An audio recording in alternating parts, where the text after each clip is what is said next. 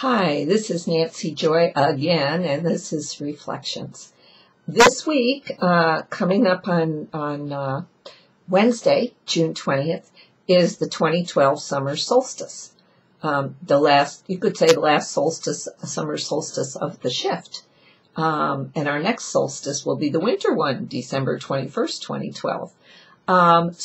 Solstice always brings to mind for me a time of manifestation, growth, and light, because there's so much light in the northern hemisphere where I live on our planet. And light, of course, means wisdom and knowledge.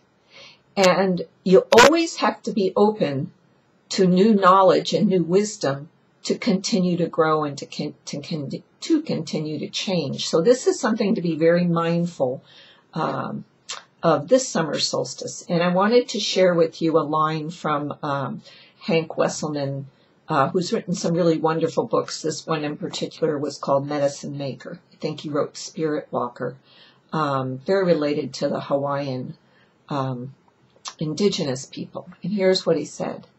The kahuna mystics learned long ago that conformity to a set of recorded beliefs rarely encourages inquiry. And inquiry is essential for one to encounter the realms of spirit directly. As each individual seeker rediscovers this ancient truth and re-experiences it directly, their process remains vital, providing us with a continually refreshed body of knowledge that enriches our lives and provides direct connection to the great mystery in all its forms.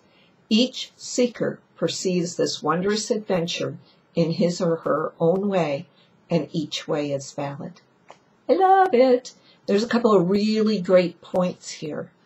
It's that each seeker goes in his own direction and finds what he needs to find.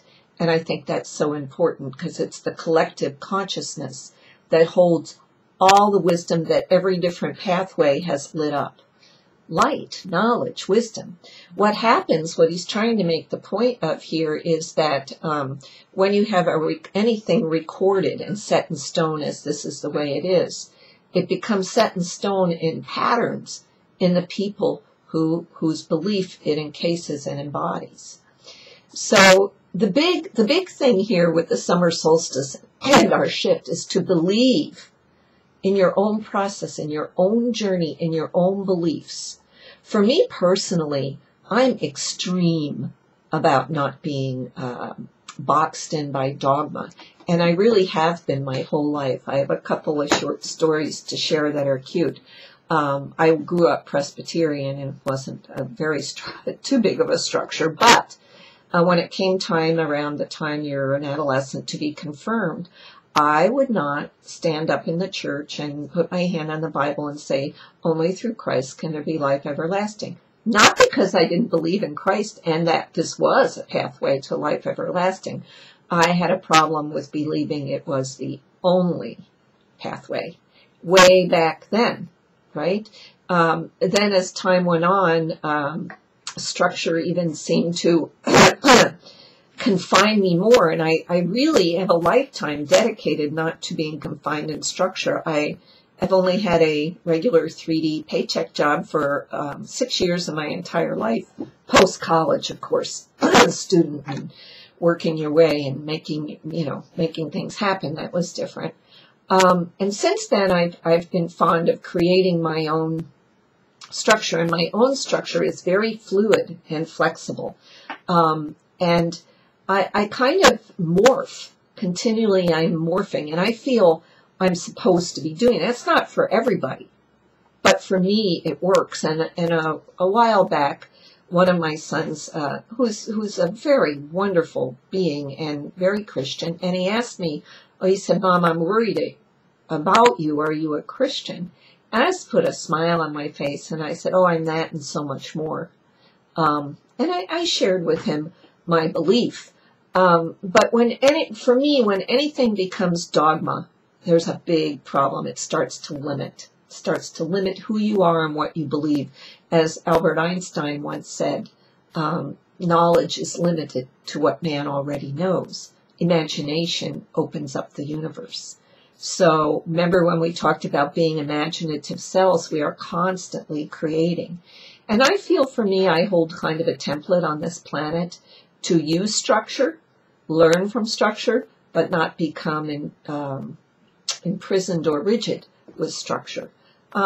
So, you know, anybody can be fundamental about anything. And once you become fundamental about it, you really then are no longer teachable in that area. And I don't care what it is.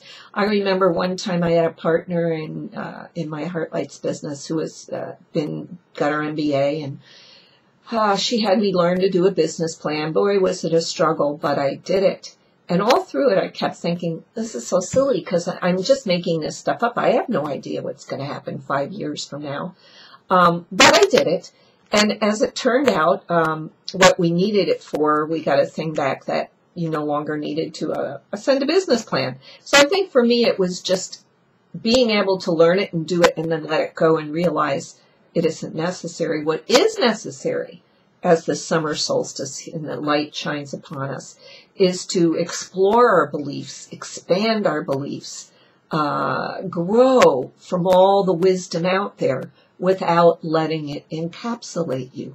And I recently had another challenge with that, with the body of wisdom that I've learned so much from, and I've talked to some of you about your wish is your command. I just simply love all the wisdom and knowledge involved in that, but resist the structure. And, you know, I've had to come to a place that that's okay. That's simply me. So it's like Wesselman says, each seeker perceives this wondrous adventure in his or her own way. So this Monday morning, take a look at your own beliefs. See where you can move out of a structure into an openness that can bring a whole new wisdom, a whole new, to be teachable. One of the basic principles of your wish is your command. How teachable are you? And yet it has the same trap in it. Because if you too much buy into all that structure, then it's another structure. Wow. Anyway, have fun with this and use the summer solstice energy to explore yourself and your beliefs. And may you always be fluid and open to the expansion and the learning as you create the new. Have a great solstice. Have a great week. I'm leaving on vacation Monday, so there won't be tomorrow. Yeah, Monday. So there won't be any reflections the following week. So you'll have a great week, and I'll be back with you in a few weeks. Bye.